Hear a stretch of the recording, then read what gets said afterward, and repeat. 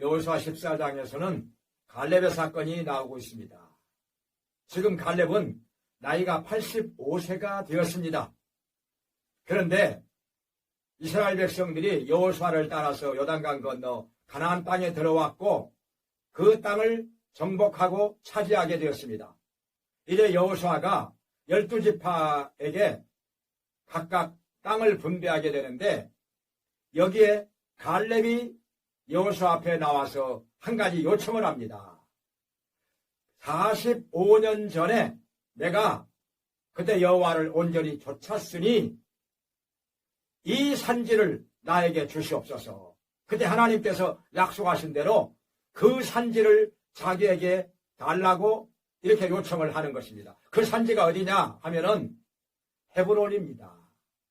헤브론은 그때 45년 전에 가나안 땅을 12정탐꾼이 정탐하고 돌아왔을 때 갈렙이 가서 탐지하고 돌아온 땅입니다. 예루살렘에 있는 시온산보다 조금 더 높은 산인데 산지이기 때문에 나무도 많고 풀도 많고 양과 염소를 키우기에 아주 적합한 장소인 것입니다. 그래서 갈렙은 그때 하나님께서 나에게 약속하신 대로 어떻게 약속하셨느냐? 하나님께서는 갈렙에게 네가 밟고 돌아온 땅, 그 땅을 너에게 그리고 후손에게 주리라 이렇게 약속을 하신 것입니다. 갈렙은 또 이렇게 말을 합니다. 그때 내가 여호와를 온전히 좇았은즉 다른 사람들은 백성들의 간담을 높게 하였지만은 나는 여호와를 온전히 좇았었다고 그렇게 말하고 있는 것입니다.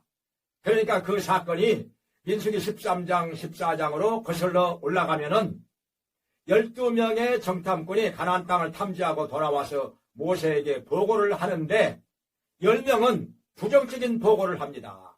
그 땅은 거민을 삼키는 땅이라 성읍은 견고하고 사람들은 체격이 장대해서 우리가 들어갈 수 없다. 우리가 보기에도 우리는 메뚜기 떼와 같다. 이렇게 보고를 합니다. 백성들은 이 말을 듣고서 울고불고 난리가 났습니다. 낙심했습니다. 애굽으로 돌아가자고 그렇게 말하는 사람들도 많이 있었습니다.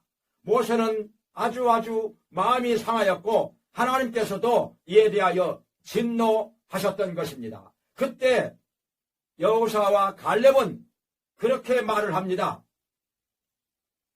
그 땅은 이렇게 아름다운 땅이라 포도송이를 보여주면서 포도송이가 얼마나 큰 고하니 막대기에다가 꿰어서 어깨에다가 매가지고 돌아왔던 것입니다. 얼마나 컸으면 그러니까 그 땅이 그렇게 비옥하고 아름다운 땅이라 하는 것입니다. 젖과 꿀이 흐르는 땅이라 하나님께서도 그렇게 말씀하셨던 것입니다. 그 좋은 땅을 가지고 그렇게 악평을 하여서 거민을 삼키는 땅이라 이렇게 말을 하였으니 참으로 안타까운 일입니다.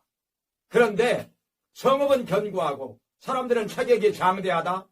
그러니까 말이 안 맞는 것이죠. 거민을 삼키는 땅이라면은 사람들이 비실비실하고 메뚜기 떼와 같았어야 하는데 왜 그렇게 체격이 장대하다는 것입니까? 앞뒤가 안 맞는 거죠. 그런데 갈렙은 그렇게 말을 합니다. 사람들이 그렇게 성읍이 견고하고 땅이 아름답고 비옥하고 체격이 장대한 것도 사실이지만은 하나님께서 약속하신 땅이니 하나님께서 기뻐하시면 우리가 그 땅을 들어가서 차지할 수 있으리라. 그들은 우리의 밥이라 이렇게 말을 했던 것입니다. 그랬더니 하나님께서 갈렙과 그 자손에게 헤브론 땅을 주시겠다고 약속을 하셨던 것입니다. 이제 갈렙은 이렇게 말합니다. 내가 나이가 85세가 되었지만은 아직도 나는 강건하고 나가서 싸울 수가 있습니다. 그곳에 사는 사람들이 체격이 크고 안악자손들이 있고 거인들이 있지만은 그러나 싸워서 이길 수가 있습니다. 차지할 수 있습니다.